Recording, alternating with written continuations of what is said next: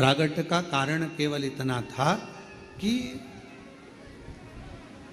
शिव जी का परिवार बस, भगवान शंकर का पूरा परिवार बसे। और शिव जी ने क्या वचन दिया है?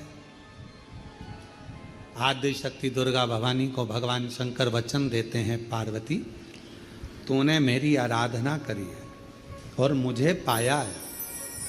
जो मनुष्य मेरे शिवालय में जाकर, मेरे मंदिर में जाकर एक लोटा जल चढ़ाता रहेगा, मैं उसके परिवार का सदस्य बन जाऊंगा और उसके दुखड़े मेरे होंगे और मैं उस दुखड़ों को मिटाता हूं।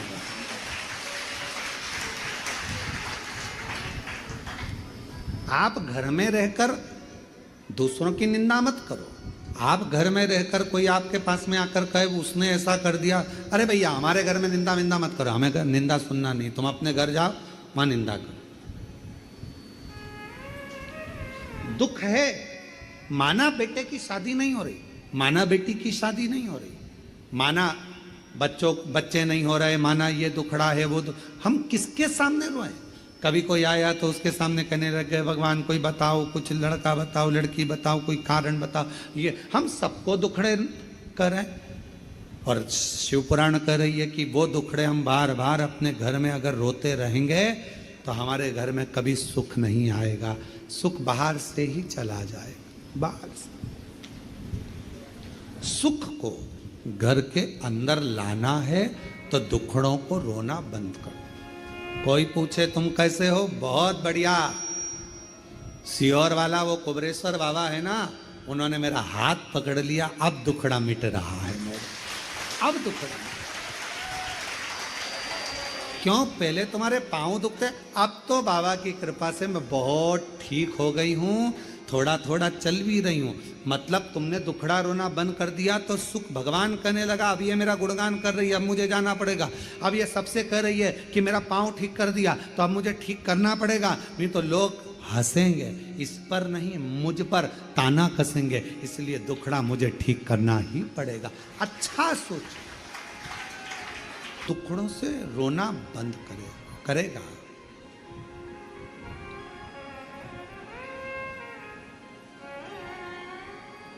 करेगा महाराज।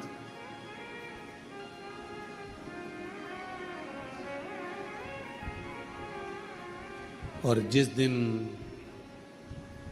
अच्छी सोच, अच्छा विचार, अच्छी बुद्धि, अच्छा चित्त, अच्छा मन तुम्हारा भीतर से होने लगेगा तो शिव भी तुम्हारे लिए अच्छा करना प्रारंभ कर देगा। अच्छा, गलती कहां होती है? हम बुरा देखते हैं।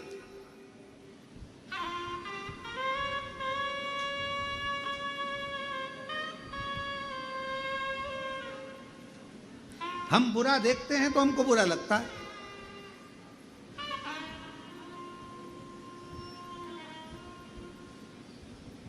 ये हमारे यहाँ माता जी आई, सुबह 5 बजे सबको जगा देती है और 5 बजे जहाँ पर यहाँ सोते होंगे, जो सोते होंगे उनको मालूम है, जगा दे, उठो उठो उठो, 5 बज गई, चलो उठो, 5:30 बज गई, चलो उठो, चलो उठो, चलो उठो, चलो उठो। और अगर कोई नहीं उठा तो फिर चिल्ला भी देती है, उठ रहा है, चलो उठो, चलो उठो, चलो उठो।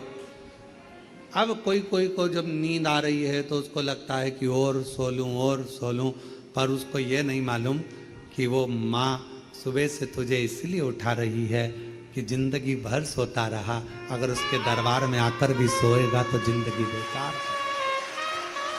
उसके दरबार में आकर भी सो रहा।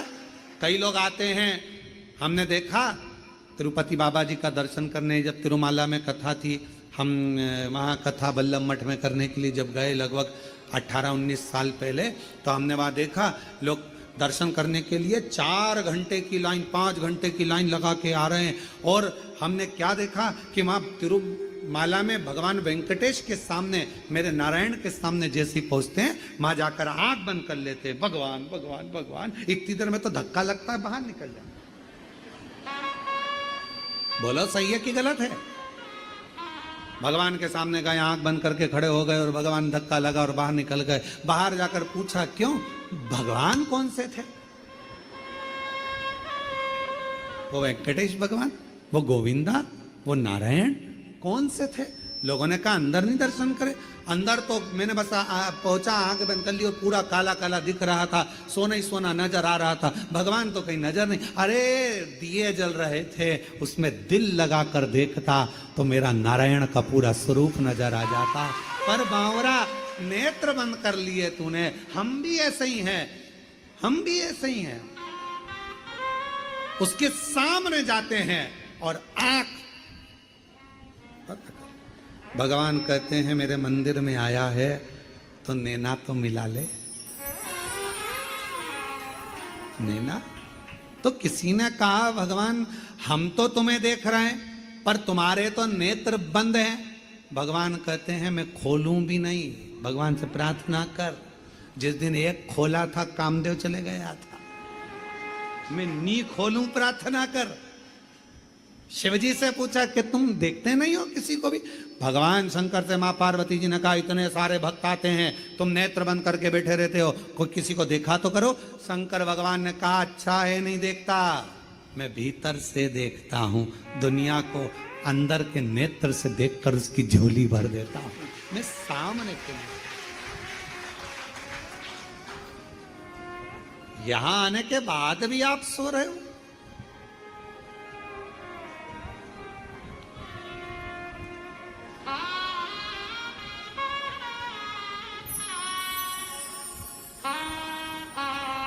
मुख में गुटखा भर लिया,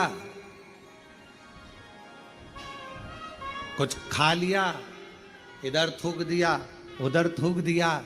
अरे बावरो विचार तो करो, उसके कंकर कंकर में शंकर है और तुम थूक कर जाओगे तो फिर बाद में कैसे बुलाएगा वो तुमको?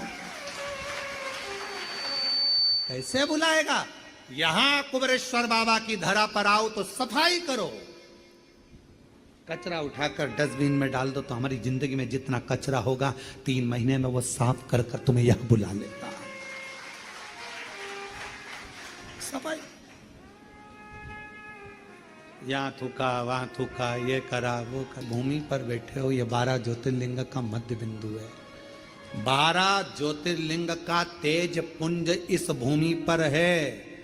यहां बैठकर जब कंकर उठाकर पूजन करी जाती है तो 12 ज्योतिर्लिंग के ज्योति की एक अविरल पुंज तुम्हारे भीतर समाहित होकर तुम्हारी गोदी भर देती है, तुम्हारी झोली भर देती है और तुम उसको पहचान नहीं पा रहे, जान नहीं पा रहे। वो बहन ने लिखा कावड़ यात्रा में आई, जल चढ़ाया, लेकर चली गई, माँ को दे दिया, 10 दिन में रिपोर्ट आई और माँ का कैंसर न। क्यों? उसने दिल से भरी, दिल से जल चढ़ाया, दिल से प्रार्थना करी, भाव लेकर आई थी वो कावड़ यात्रा में, दिल लेकर आई थी। हृदय अच्छा देखिए, अच्छा मिलेगा। श्रेष्ठ देखने का प्रयास करो, अच्छा ढूंढने का प्रयास करो, अच्छा निकालो। हम अपने दुखड़ों को रोते रहेंगे घर में बैठकर, मेरी बहू ने ऐसा कर दिया, मेरे बेटे ने ऐसा कर दिया, ऐसा दिन भर दुखड़ा रोइए तो जिंदगी भर रोते रोते निकल जाएगा। सुख तुम्हारे सामने आएगा नहीं और सुख आ भी जाएगा तो तुम उसका भोग नहीं कर पाओगे। इसलिए दुखड़ों से बाहर निकलो। भगवान ने जैसा जीवन दिया अच्छा दिया, मेरा शरीर अब अच्छा हो रहा है, मेरी बीमारी अच्छी हो रही है तो अच्छा होगा। अब मेरे घर में बहू आ रही है, हमने लड़का देखना चालू कर दिया, लड़की देखना चालू कर दी, अब थोड़े दिन में बहू आ जाएगी, मतलब बहू को आना ही पड़ेगा। मतलब मेरी बेटी के लिए लड़का देखना चालू कर दिया, अब तो भोले बाबा मेरी लड़की की शादी कर देंगे, मतलब शादी होगी। मेरी दुकान नहीं चल रही, दुकान नहीं चल रही, अरे अभी मैं आई हूं ना कुबेरेश्वर बाबा के धाम से, बाबा मेरी दुकान खूब अच्छी चलाएगा। धीरे धीरे जब मन में अच्छी फीलिंग आने लगेगी, अच्छा सोचने लगोगे तो परमात्मा को तुम्हारी दुकान चलाने खुद जाना पड़ेगा। अच्छा सोचो तो, अच्छा विचार तो करो। हम अच्छा विचार नहीं कर रहे, हम अच्छी सोच नहीं कर रहे, अच्छा प्रयास नहीं कर रहे, अच्छा मन में भाव नहीं ला रहे।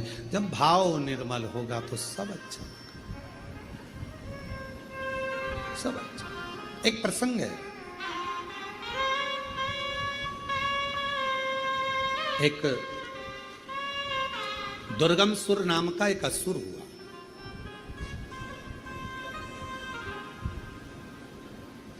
दुर्गमासुर ऐसा असुर हुआ कि उसने ब्रह्मा जी के पास में जाकर ब्रह्मा जी के हाथ से वेद को चुरा लिया।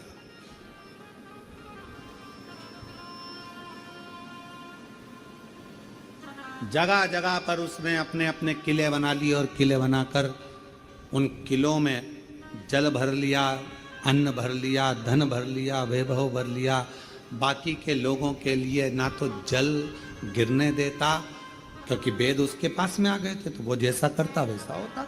जल गिरने नहीं देता, अन्न होने नहीं देता, लोगों को तकलीफें देता। दुर्गम नाम का असुर इतना प्रबल हो गया, ब्रह्मा जी से जाकर भगवान नारायण ने पानी क्यों नहीं गिरा? पूरी पृथ्वी सूखी पड़ी, अन्न का दाना नहीं मिल रहा, भोजन नहीं मिल रहा, त्राही त्राही हो रही है। ब्रह्मा जी ने हाथ जोड़ भगवान नारायण को प्रणाम कर कर कहा कि प्रभु, हाथ के जो वेद थे वो दुर्गम असुर ने चुरा लिए। दुर्गमासुर ले गया। जब तक वो वेद नहीं मिलेंगे, जब तक वो वेद प्राप्त नहीं होंगे, तब तक जलवृष्टि नहीं होगी, अन्न का भाग नहीं मिलेगा, अन्न नहीं मिलेगा। भगवान नारायण ने विचार करा, ये तो बड़ी विचित्र लीला है, कैसे होगा, क्या करा जाए, कैसे करा जाए। भगवान नारायण भगवान ब्रह्मदेव से कहते हैं कि आप कुछ प्रयास करिए, कुछ प्रयास। अच्छे, ऐसा नहीं था कि पढ़े लिखे नहीं थे, दोनों पढ़े लिखे थे। और वो दोस्त को लगा कि मैं इसके खर्चे पर चलूँगा, और उसी दोस्त से पूरा खर्चा करवाया। उसका नाम भी हमको स्मरण में नहीं, अगर वो सुन रहा होगा तो उसकी कथा चल रही है। उसके पास में पैसे थे और दोस्त के पास नहीं, तो इसको उसने लिया और लेकर चल दिया।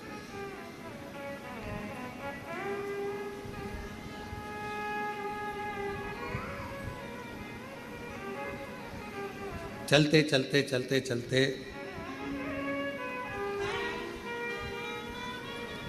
उन्होंने बताया कि नहीं बताया वो हमें नहीं मालूम। लड़का गाड़ी लेकर अपने दोस्त को लेकर चला, दोस्त से रास्ते में झगड़ा हो गया, झगड़ा हुआ, दोस्त वहीं उतर गया और ये बाबा कुबेरेश्वर धाम के लिए निकल गया। महाराष्ट्र पूरा क्रॉस हो गया और महाराष्ट्र पूरा क्रॉस होने के बाद जब थोड़ा सा आगे बढ़ा और बढ़ने के बाद बैतूल के पास का जंगल पड़ा, रात्रि का समय था और कोई व्यक्ति उसको मिला और मिलकर उसने कहा कि क्या बात है, तो कहा हम सीहोर जाना है, मोबाइल, पर्स, पैसा सब दोस्त ले गया और वो केवल गाड़ी, और हम यहाँ तक पहुँच गए, अब हमको सीहोर जाना है, कुबेरेश्वर धाम। वो व्यक्ति ने, क्या पता कौन था, उसने कहा आगे रोड पे एक नंदी बैठा होगा, उस नंदी से लेफ्ट मुड़ोगे, वो रास्ता सीधा पकड़ लेना। अब वो जाकर रोड पर नंदी, उसको केवल कबाड़ना था, वो गाड़ी वगैरह जो पैसा था उसके हिसाब से। नंदी नहीं मिला, और आगे बढ़ा, नंदी नहीं मिला, और बढ़ा, नंदी नहीं मिला, और बढ़ा, नंदी नहीं मिला। आखिरी में कुबेरेश्वर धाम आ गया और दरवाजे पर नंदी मिल गया, उसको प्रवेश करा गया। उसने कहा लेफ्ट में मुड़ जाना, वहां पर नंदी मिलेगा, नहीं मिला। भरोसा था, विश्वास था, जिसके आश्रित होकर आया था उसने संभाल लिया, उसने। और हम तो बाबा के भरोसे चलते हैं, हम तो बाबा के भरोसे चलते हैं। ये दुनिया वाले जलते हैं, ये दुनिया वाले जलते हैं, हम तो बाबा के भरोसे चलते हैं, हम तो बाबा के भरोसे चलते हैं। उसके आश्रित होकर चलो। और जब हम उसके आश्रित, ब्रह्मा जी गए, बैठ गए, नेत्र बंद कर कर, आप तो नेत्र बंद कर कर बैठे हो, पर चिंता उसको लग गई, क्या मांगेगी, क्या मांगेगी, क्या मांग रहा है, क्या बोल रहा है, क्या बोल रहा है, चिंता उसको व्याप रही, चिंता उसको व्याप। तेरे मंदिर में आना मेरा काम है और मेरी बिगड़ी बनाना तेरा काम है।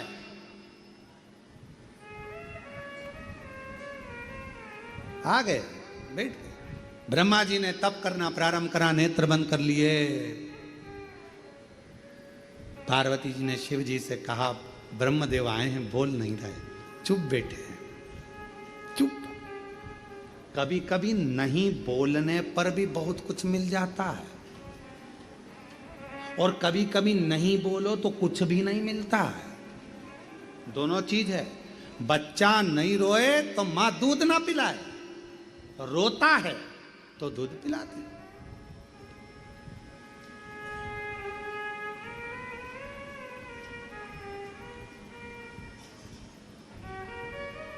और कभी कभी ऐसा हो जाता है कि लड़की के पिताजी ने, लड़के के पिताजी ने बहुत कुछ सोच के रखा है, मालूम पड़ा कुछ मिला ही ना, और कभी कभी मिल भी गए। विचार है उसका।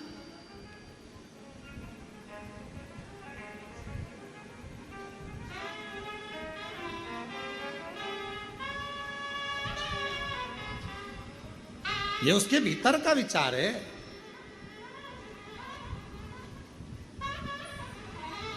शिव कथा कह रही है, भगवान शंकर का चरित्र कह रहा है। ब्रह्मा जी के पास में मां पार्वती जी ने भगवान शिव जी से कहा, आप जाकर पूछो, आप जाकर बात करो कि ब्रह्मा जी को क्या चाहिए। भगवान शंकर जी ने ब्रह्मा जी को देखा, ब्रह्मदेव से जाकर कहा, ब्रह्मा जी आपको क्या चाहिए, बोलो क्या दिया जाए आपको। ब्रह्मा जी कहते हैं, पूरी उस दुर्गम असुर ने वेद चुरा लिए हैं, सब जगह जल वृष्टि बंद हो गई है, पानी गिर नहीं रहा, अन्न आ नहीं रहा, सब भूख से बिलख रहे हैं। बाबा बस कृपा कर दो कि ये जो संसार का जीव है वो भूखा ना रह जाए, कृपा। शिव जी ने माँ दुर्गा भवानी से कहा, पार्वती ब्रह्मा जी पूरी सृष्टि का भरण पोषण मांग रहा है, भरण पोषण। आज पार्वती जी ने शिव जी के मुख में कोई अनाथ नहीं रहना चाहिए, तो विश्वनाथ कोई अनाथ ना रहे। शंकर भगवान ने वचन दिया, पार्वती सुन, संसार में अगर किसी की माता के प्राण छूट गए, पिता के प्राण छूट गए, पूरे मोहल्ले के लोग कहते हैं बेचारे क्या कोई नहीं है। अरे पार्वती, ये दुनिया की ओछी बुद्धि है जो कहते हैं इसका कोई नहीं है। विश्वनाथ अब किसी को अनाथ नहीं छोड़ेगा।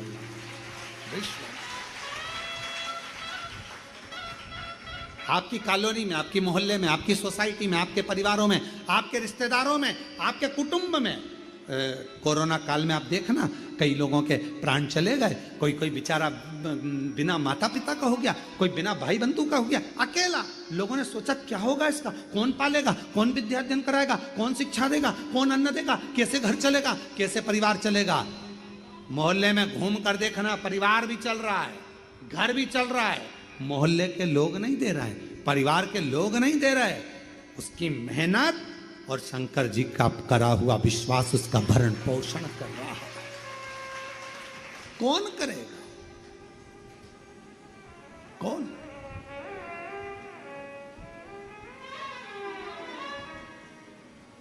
तेरे दरबार से जो मैं खाली चला गया,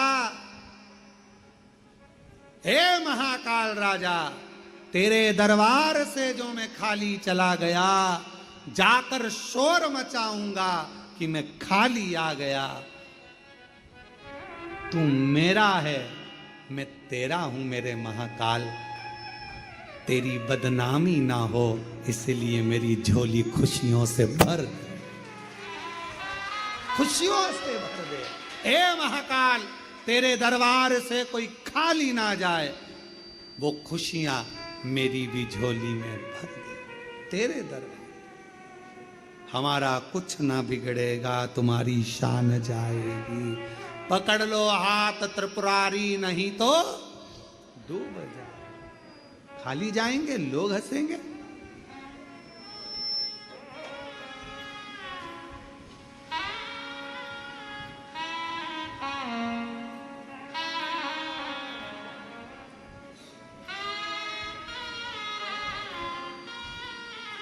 तू है सब। वो एक लाइन आप लोग स्मरण करिएगा जरा, भले वो कोई भी तो कोई अन्न का साथी नहीं है, पूरा बंजर है, पानी नहीं है, जल वृष्टि नहीं है, कुछ भी नहीं, क्या दूं? क्यों पार्वती, क्या तेरे इन दो नेत्रों से तुझे नजर नहीं आ रहा? मैं तुझे 100 नेत्र प्रदान करता हूं, शताक्षी बन जा। 100 नेत्र मेरी मैया के हो गए। देखा पूरी सृष्टि में कहीं नहीं लोग भूख से बिलख रहे हैं। मां ने अपने केशों में जो जल भरा हुआ था, मेरी माता ने वो केश को झटका दिया। जो झटकाया उसी समय पर पूरी पृथ्वी पर फल, सब्जी, भाजी उत्पन्न होने लगी और मेरी माता का नाम शकंभरी माता पड़ गया। बोल शकंभरी माता की, शताक्षी माता की। मां ने